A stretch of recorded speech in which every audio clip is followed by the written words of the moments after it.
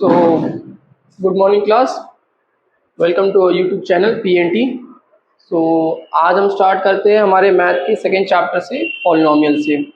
तो पिछली बार हमने केमिस्ट्री के फर्स्ट चैप्टर के 2 वीडियोस अपलोड किए हैं और फ़िलहाल अभी तीसरे और चौथे वीडियोस अवेलेबल है, लेकिन फ़िलहाल उसे हमने अपलोड नहीं किया है, कुछ एडिटिंग बाकी रह गया है फिनिशिंग, जिसकी वजह से उसके बाद हम उसे अपलोड कर देंगे। ठीक है। लेकिन हमारे चैनल पे हमने 2 चीज़ और मेंशन की थी। हम फिजिक्स और केमिस्ट्री मैथ और फिजिक्स को भी पॉइंट आउट करेंगे या कवर अप करेंगे हमारे इस नेक्स्ट कमिंग बोर्ड एग्जाम में। स्टार्ट करेंगे अपने मैथ के सेकेंड चैप्टर से, जो कि है पॉलिनोमियल। ठीक है। तो स्टार्ट करने से पहले कुछ चीज़ें हम आपको एक बता देते हैं, जो most of the students follow करते हैं अक्सर मैथ को प्रैक्टिस करते समय, कि वो जैसे ही नए चैप्टर्स आते हैं उनको बस फॉर्मूला बता दे कोई भी सब्जेक्ट टीचर्स, और फिर वो बस उस फॉर्मूला को लेकर के सीधा एक्सरसाइज पे जा करके टूट पड़ते हैं, जो कि बिल्कुल गलत होता है। बिना उसके बेसिक डेफिनेशन जाने, बिना इसका कुछ स्टैंडर्डाइज फॉर्म समझे, कॉन्सेप्ट समझे बगैर आप ना उसका एक्चुअल में आपको डेफिनेशन पता, अगर आपसे सिंपली पूछे व्हाट इज रैशनल नंबर या व्हाट इज रियल नंबर, और आपको यही नहीं पता है कि रैशनल नंबर या रियल नंबर होता क्या है, और आप लगा रहे हो कि कैसे हम प्लॉट करें रियल नंबर को नंबर सिस्टम से। ठीक है। या आप कैसे कह सकते हो कि every rational number is a real number, बस आप ट्रू और फॉल्स देख करके चले जाते हो, क्योंकि एक बड़ा ही गलत तरीका होता है। ठीक है। ऐसे बिल्कुल मैथ नहीं किए जाते हैं। अगर आपने बोर्ड एग्जाम अपने एल्डर ब्रदर्स ने दिया होगा तो उनसे जरूर पूछिएगा कि क्या हम सिर्फ एनसीईआरटीज को करके ही 10 टाइम्स मेमोराइज करके क्या 100 में से 100 स्कोर कर सकते हैं? तो ऐसा बिल्कुल भी नहीं है। अगर ऐसा होता तो बहुत से बच्चे बैठे हैं जो मेमोराइज कर सकते हैं। ठीक है। लेकिन अगर आपने देखा होगा उसमें कि 15 मार्क्स या 10 to 15 मार्क्स के बीच में हॉट क्वेश्चन रहते हैं, जो सिर्फ और सिर्फ कॉन्सेप्ट क्लियर होने पर ही आप उसे अटेम्प्ट कर सकते हैं। मीन्स 80 मार्क्स तक आप एनसीईआरटीज को अच्छे से समझ के या प्रैक्टिस करके ला सकते हो, लेकिन 20 मार्क्स तो बेसिकली वही वो बच्चे अटेम्प्ट कर सकते हैं जिनका कॉन्सेप्ट क्लियर होता है। ठीक है। तो उस कॉन्सेप्ट को क्लियर करने के लिए आपको बेसिक डेफिनेशंस की क्लियर होनी चाहिए, ठीक, तभी आप उसे अटेम्प्ट कर सकते हो। तो हम उस 20 मार्क्स पे ज़्यादा फोकस करेंगे, लेकिन इसका और जो एनसीईआरटी से क्वेश्चन है उसे भी हम पॉइंट आउट करेंगे, जो मेंस पे क्वेश्चन है, और उसके बाद हम उस क्वेश्चन पे पुट पढ़ेंगे, जो उस क्वेश्चन को पुट अप करेंगे जो कि एग्जाम में पुट अप किए जाते हैं। ठीक है। मीन्स आपके एनसीईआरटीज में ऐसे क्वेश्चन मेंशन नहीं रहते, लेकिन सीबीएसई जरूर पूछता है। ठीक है। तो उस क्वेश्चंस को भी हम यहाँ पे सॉल्व करने की कोशिश करेंगे। ठीक। और उसके कुछ स्क्रीनशॉट प्रीवियस ईयर के हम आपको वीडियोस के एंड में प्रोवाइड कर देंगे। तो स्टार्ट करेंगे हम अपने मैथ के सेकेंड चैप्टर पे, जो कि है पॉलिनोमियल। तो व्हाट इज पॉलिनोमियल, डेफिनेशन से स्टार्ट करेंगे कि an expression of the form px that is a0 a1x plus a2x square and an x की पावर n। मीन्स ये एक एक्सप्रेशन होता है जहाँ पे आपको वेरिएबल x दिखेगा और उसका कोफिशिएंट जो कि रियल नंबर्स होंगे। ठीक है। an, what is an, a2 up to n, these are all real numbers. ठीक। और x क्या है? आपका वेरिएबल जिसकी वैल्यू चेंज हो सकती है, कुछ भी हो सकती है। और आप देखेंगे यहाँ पे कि यहाँ पे अलग अलग वेरिएबल्स के आपको पावर दिखाई देंगे, और इनमें से जो सबसे हाईएस्ट पावर होगा उसे ही हम कहेंगे कि polynomial in x of degree n। तो n क्या है? वो आपकी x की हाईएस्ट पावर होगी, मींस वेरिएबल की हाईएस्ट पावर, जिसे हम डिग्री बोलते हैं। ठीक है।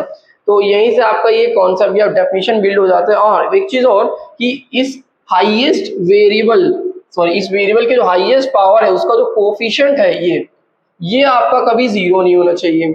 ठीक है। ये मैंडेटरी है, मस्ट कंडीशन है, क्योंकि अगर वो जीरो हो गया या कोफिशिएंट जीरो हो गया तो फिर तो ये पूरा टर्म ही जीरो हो गया, फिर तो ये एक्स स्क्वायर ही नहीं रहा। फिर आप इसे कैसे कह सकते हो कि ये polynomial in x of degree n है? ठीक है।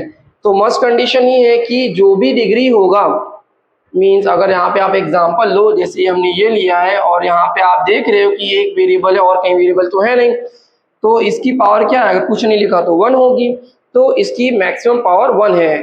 मींस ये polynomial in x of degree 1 है, और इसका जो कोफिशिएंट है वो जीरो नहीं हो सकता। क्यों? क्योंकि हमने कह दिया कि ये polynomial in x of degree 1 है, तो इसका कोफिशिएंट कभी जीरो नहीं हो सकता, तभी हमने इसको पॉलिनोमियल कहा है। ठीक है। ये हम आपको प्रूफ करने, चेक करने नहीं बोल रहे, हम कह रहे हैं कि ये पॉलिनोमियल है। ठीक, मीन्स इसका कोफिशिएंट कभी जीरो नहीं हो सकता। ठीक है, अगर यहाँ पे जीरो लिख देंगे फिर तो ये स्टेटमेंट ही गलत हो जाएगा। ठीक है, तो मस्ट कंडीशन ये है कि उसका कोफिशिएंट कभी जीरो नहीं हो सकता, बाकी का कोफिशिएंट जीरो हो जाए। चलिए दूसरा एग्जांपल लेते हैं, जैसे कि ax² plus minus 5x plus 3 means यहाँ पे आप देखोगे यहाँ पे भी एक x का वेरिएबल है, यहाँ पे भी x का वेरिएबल है, इसका पावर 1 है, इसका पावर 2 है, तो हाईएस्ट पावर क्या है 2। ठीक, तो हाँ इस हाईएस्ट पावर जिसका 2 है इसलिए इसको हम क्या कहेंगे, इसकी जो डिग्री है इस पॉलिनोमियल की वो 2 है, और ये है polynomial in x of degree 2।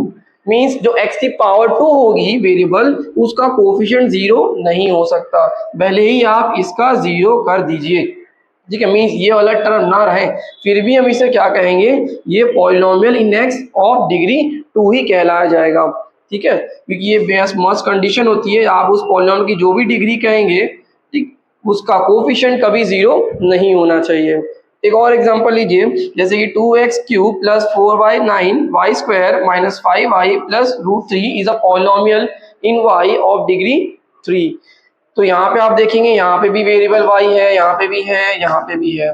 ठीक, तो यहाँ पे आप देखेंगे जो मैक्सिमम पावर है वो 3 है, मीन्स ये जो पॉलिनोमियल इन y है, x नहीं है, क्योंकि वेरिएबल अब x नहीं है, जो भी वेरिएबल है वही आप उसे मेंशन करेंगे। z रहा तो पॉलिनोमियल इन z कहेंगे। ठीक, ऑफ डिग्री 3 क्योंकि इसकी जो मैक्सिमम पावर है वो 3 है। ठीक है, और इसका कोफिशिएंट जीरो नहीं हो सकता। और कुछ चीज नोटिस करने वाली और बात है कि जैसे कि यहाँ पे x के बारे में और मेंशन किया गया है, x की पावर के बारे में, कि जो पावर ऑफ x होगा वो एक क्या होगा, is a non negative integer. Means वो नॉन नेगेटिव होगा, नेगेटिव नहीं होगा, नॉन मीन्स पॉजिटिव इंटीजर होना चाहिए। उसके अलावा अगर कुछ है, जैसे कि यहाँ पे आप देखोगे x की पावर क्या है, रूट है, मीन्स हाफ स्क्वायर रूट है, आप इसको ऐसे लिख सकते हैं, मीन्स का पावर जो है वो फ्रैक्शन है। और फ्रैक्शन अगर रहे किसी भी x का पावर का, मीन्स चाहे एक, यहाँ पे आप देखेंगे यहाँ एक वेरिएबल है, दो तीन वेरिएबल है, मान लीजिए यहाँ पे ऐसे कर 1/2 हो गया, तो फिर ये कोई आपका पॉलिनोमियल नहीं होगा, भले ही यहाँ पे बाकी वेरिएबल्स में इंटीजर ही क्यों ना हो। लेकिन एक भी वेरिएबल अगर ऐसा मिल जाता है, एक भी कि उसका जो पावर है वो फ्रैक्शन है या आपका नेगेटिव इंटीजर है, फ्रैक्शन है या नेगेटिव इंटीजर है, तो फिर वो पॉलिनोमियल नहीं होगा। तो इसको आप और क्लियरली समझ लीजिए। तो यहाँ पे तो आपको समझ में आ गया, क्योंकि इसका फ्रैक्शन आप पावर जो है वो फ्रैक्शन है, तो ये एक पॉलिनोमियल नहीं है। इसमें देखिए यहाँ पे जो x है वो डिनोमिनेटर में है। एक चीज और आपको इजीएस्ट वे से अगर समझाएं कि जो x होना चाहिए वेरिएबल वो हमेशा न्यूमरेटर में होना चाहिए। अगर वो डिनोमिनेटर में है तो आप जैसे तैसे भी करके अगर उसको न्यूमरेटर ले आते हैं और उसके बाद उसका पावर पॉजिटिव इंटीजर होता है, जैसे कि कुछ केसेस में हम रैशनलाइज करके उसको ऊपर ले आकर के वो पॉजिटिव इंटीजर हो जाता है, तो उस केस में वो पॉलिनोमियल है। लेकिन इस केस में आप कोई भी तरीका लगा करके नहीं ले आ सकते। ठीक है, तो जिसकी वजह से ये भी क्या है कि ये पॉलिनोमियल नहीं है। मीन अगर वेरिएबल डिनोमिनेटर में है और आप उसको ऊपर नहीं ले आ सकते, और ले आने के बाद भी हमें ऑब्जर्व करना पड़ेगा कि उसका पॉलिनोमियल, उसका पावर क्या होना चाहिए, वो पॉजिटिव होना चाहिए। तो यहाँ पे पॉसिबल है ही नहीं, जिसकी वजह से ये आपका पॉलिनोमियल नहीं है। तीसरा है, यहाँ पे भी देखिए सेम सिमिलर है, x² माइनस 3x प्लस 1, और ये आपका 6 न्यूमरेटर में है। तो ये भी आप पॉसिबल नहीं कि आप इस पूरे x को, एक ही नहीं जितने भी वेरिएबल है सबको ऊपर ले आना पड़ेगा, तो इसमें भी पॉसिबल नहीं है, जिसकी वजह से ये पॉलिनोमियल नहीं है। मीन्स अगर एक शॉर्ट कंक्लूजन ले तो दो चीजें आपको हमेशा देखनी है कि x का जो पावर फ्रैक्शन नहीं होना चाहिए, और दूसरा x आपका कभी डिनोमिनेटर में नहीं होना चाहिए। कभी कभी आप सोचोगे, मान लीजिए ये ऐसे रहा x की पावर ये, और इसको हम ऐसे करके ऊपर ले आ दिए, मीन्स मल्टीप्लिकेटिव इनवर्स हमने पढ़ा होगा, मीन्स अगर आप डिनोमिनेटर वाले बेस को रिवर्स करते हो, ऊपर ले आते हो, तो इसका पावर नेगेटिव हो जाता है। ठीक, तो यहाँ पे जैसे आपने रिवर्स किया, ऊपर न्यूमरेटर में तो आ गया, लेकिन इसका पावर नेगेटिव हो गया, तो कहने का मतलब तो वही है ना कि नॉन नेगेटिव होना चाहिए, तो नेगेटिव है।